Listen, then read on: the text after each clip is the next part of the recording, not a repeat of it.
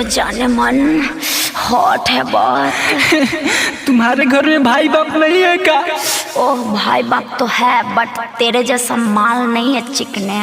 तोरा घर में भाई बापू नइखे कारे हमारा पमरता रे।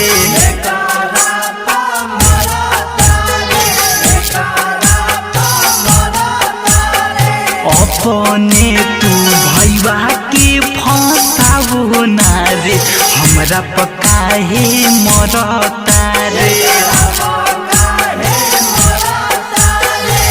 ऐसे क्यों बोलते हो?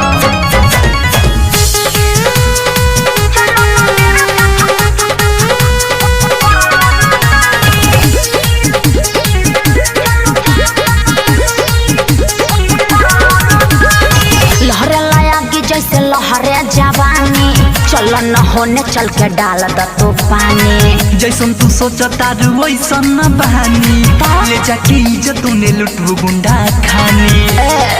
सुनो ना लहरे लायागी जैसे लहरे जवानी, चल न होने चल के डाल द तू पानी। जैसन तू सोचता वैसन न बहानी, ले जाके इज्जत तूने लुटबू गुंडा खानी। हीरो जरा आओ पास ना करो बकवास ना तो साजा मिलेगा रे, ना तो साजा मिलेगा रे।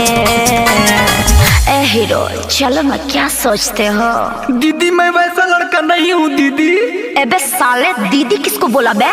तोरा घर में भाई बापू नइखे कारे हमारा पमरता रे।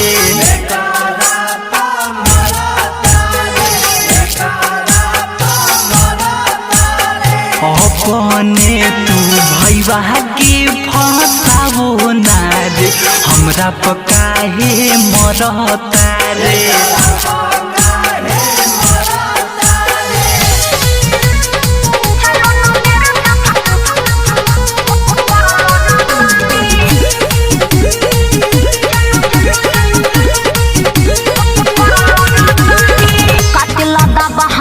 मसीन उमरबा सुनो ये सैलेस प्रेमी के हुसन डरबा। जानता नी तोहरा पर चढ़ल लहरबा, जिसके सुना तो पे नजरबा। अरे एक बार डुबकी लगा के तो देखना गहिरबा। कातिला दाबा हमर कमसीन उमरबा सुनो ये सैलेस प्रेमी के हुसन डरबा।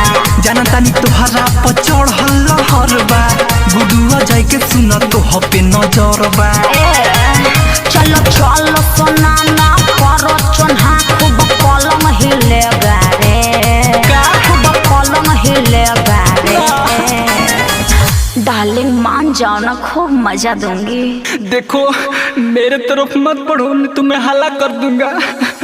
तोरा घर में भाई बापू नइखे कारे हमारा पमरता रे।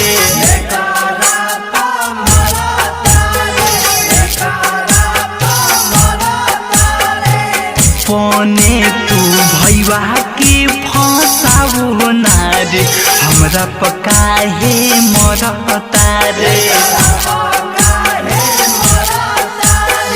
हमरा सुना होई गुडुआ के भेज देता।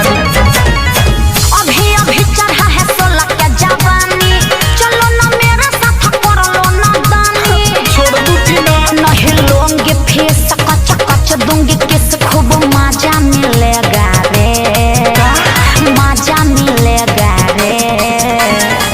ओए होए इधर भी देख लो जाने मन हॉट है बहुत। तुम्हारे घर में भाई बाप नहीं है क्या? ओह भाई बाप तो है बट तेरे जैसा माल नहीं है चिकने। तोरा घर में भाई बापू नइखे कारे हमारा पमरता रे।